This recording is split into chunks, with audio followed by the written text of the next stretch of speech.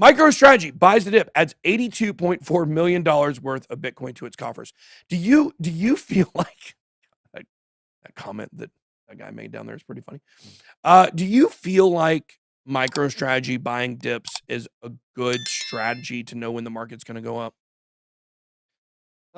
Maybe. I mean, somebody in the chat said every time Michael Saylor announces he bought the dip, it dumps even more. But that's what it seems like the last several times. Yeah.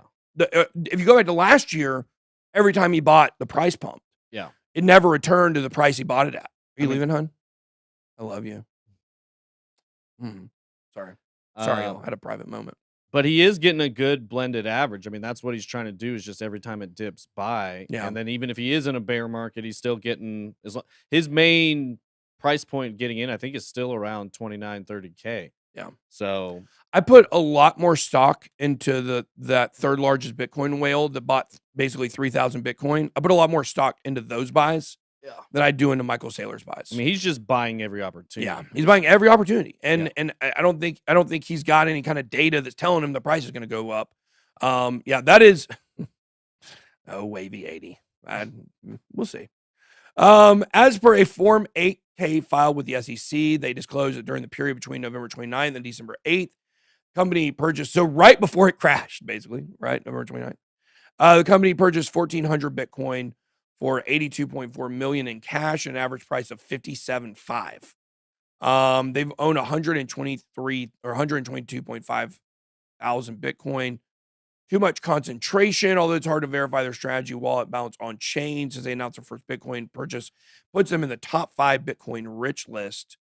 But they're the largest public company that owns Bitcoin, or they own the most Bitcoin by a public company. Yeah, they just said that same thing. Jan Woesten, an on-chain analyst with CryptoQuant, is arguing that Michael Saylor owning so much may not be positive. It may be not positive for centralization. Say that again.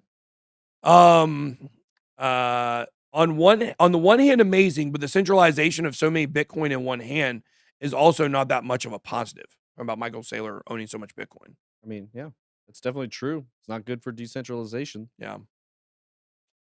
Let's see here. Tech Behemoth second buy in the past few weeks. At the same time, it's also inevitable. I mean, that's definitely what's going to happen with Bitcoin. Well, this is the supply crunch that we talk about, that we want, right? We want these companies buying Bitcoin because it pushes the price way up. Now, not individual buys, but eventually, when there is more demand than supply, just simple and supply and demand economics. I mean, that's what sends prices upwards.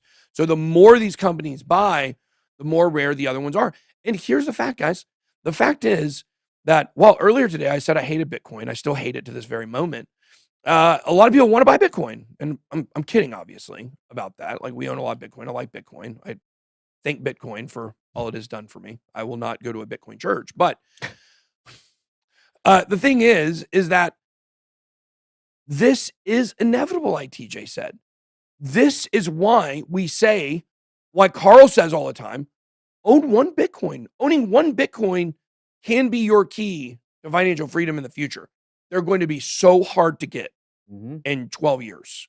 You know, you've got enough time now. If you don't own a Bitcoin, you should want the price to go down. So somebody says we need AA for Bitcoin.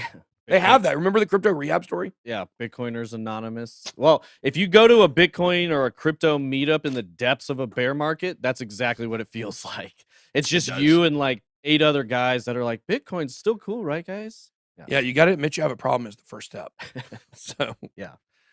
Oh, man.